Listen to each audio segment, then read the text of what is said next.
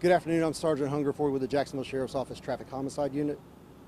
This briefing is in reference to a traffic crash that resulted in 3 traffic fatalities this evening at approximately 9:40 in the 8400 block of Merrill Road. A 4-door coupe was westbound on Merrill Road in the 8400 block. At the same time, an F250 was southbound on Hartsfield Road. The front of the F250 struck the passenger side of the small coupe. The impact forced both of the vehicles off the roadway to the south of Merrill Road. JFRD responded to the scene, and 2 passengers of the coupe were pronounced deceased at the scene. A third passenger was transported to the hospital, and unfortunately that passenger also was pronounced deceased. Both drivers survived the crash. The driver of the coupe was also transported to the hospital and is in critical condition. At this time, detectives are evaluating all drivers for sobriety. The 8400 block of Hartsfield Road the 8400 block of Merrill Road at Hartsfield will remain blocked for at least the next 2 hours as we map it.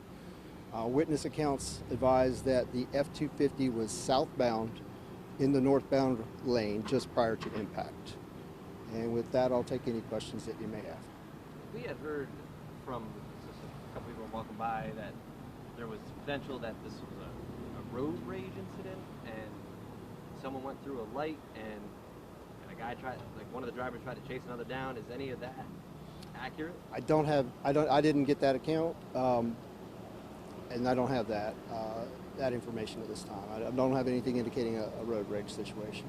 We did have multiple witnesses that said that the F-250 was southbound in that northbound lane, and I will say that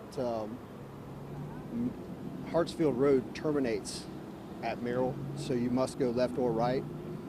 Based on the impact and where the vehicles ended up, it would be prudent to surmise that the F-250 was not going to be able to make the turn either way.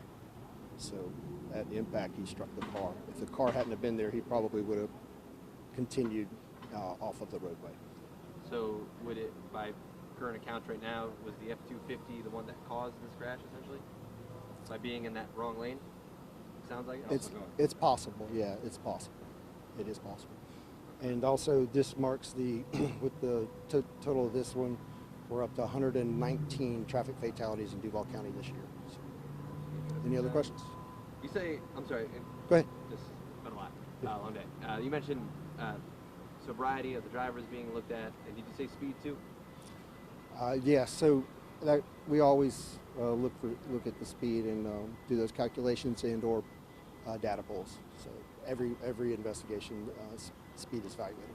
How many total in both cars? So we had the passengers of the coupe who are all dead. So there were, what, 3 people in the coupe? Yeah, there were, and 2 in the truck? Yeah, there was 1 person in the truck, a driver. Yep. It was a family that was in the coupe, and the driver has survived so far, and all 3 of the passengers are deceased.